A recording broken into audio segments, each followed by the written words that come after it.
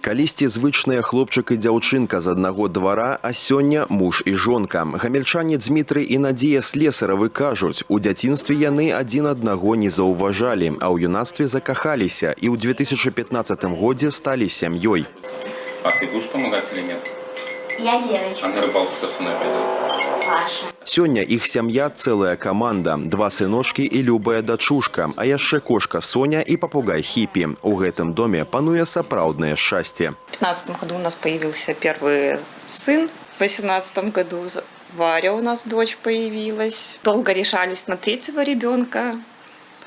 И вот в этом году у нас в июне месяце, 16 июня, появился наш Мишка. Двоих мы точно знали, мы хотели, особенно так получилось, что первый мальчик, вторая девочка, думали, ну это просто идеально. Да, ну а потом нам стало скучно с большими уже детьми, поэтому решили окунуться в это опять. Конечно, мы очень рады, что у нас появился младший брат. Вялікая сям'я і ў доме не сумна. Чым заняцца заўсёды знойдзецца. Па выхадных у парк на атракцыёны. Ці на дачу, тата з сынам на рыбалку, а дзяўчаты па гаспадарцы. Если дети вот такие уже взрослые, то в принципе особо сложности нету. То есть у нас дети самостоятельные, сами могут и наложить себе покушать, и погреть себе покушать. Утром встают, мы спим, они сами занимаются, то есть уроки сами тоже делают. Вот. Да, где-то посмотрят, где-то. Ну, то я бы не сказал, что тяжело. Родителям обычно помогаю убираться, за Мишей присмотрю, где-нибудь помочь что-нибудь, поперебирать, убираться где-нибудь. Однойче на землю спустился Бог. Как поглядеть, як же живут тут люди. На скрыжаваннях лёсаў і дарог, які іх выбар самым верным будзе. Бацькава кашуля – сімвал таго, што кожнае дзіця – частка вялікай краіны. Для Мішкі кашуля будзе аберэгам. У ёй ён зробіць першы крок да хрышчэння. Приятно, что, как говорится, государство уделяет внимание. 3 детей, что вот, пожалуйста, мы вам рады, поможем, как говорится. Только, говорит, воспитывайте. Для нашей семьи это как бы будет, наверное, значимый и памятный подарок.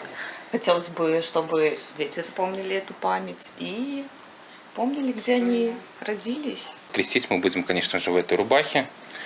Она довольно просторная, удобная.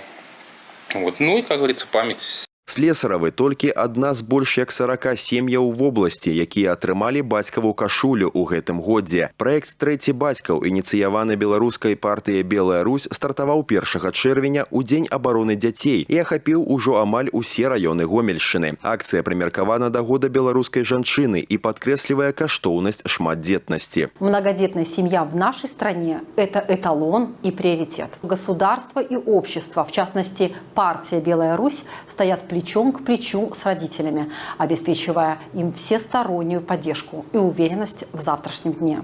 Мы видим, как семьи, получающие этот сакральный оберег куфар, подарок от нашего президента, искренне тронуты. Это связующая нить поколений, транслирующая наши истинные ценности.